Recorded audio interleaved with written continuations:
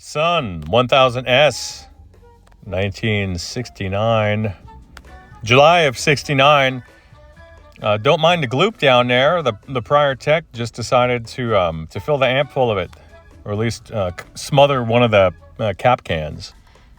This amp was brought to me by a young woman who purchased it from Guitar Center, caveat emptor over there.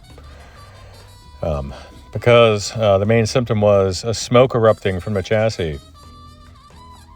I opened it up. What did I find? I found that a couple of the electrolytics had boiled over, overtaking their vents.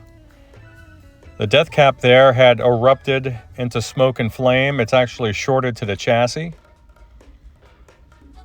The entire quad of KT88s have shorted the entire quad. We have a couple of split screen grid resistors there, and there's that goopy mess. And then some. I'm throwing this ball back over the fence to Guitar Center. They're going to give this lady her money back.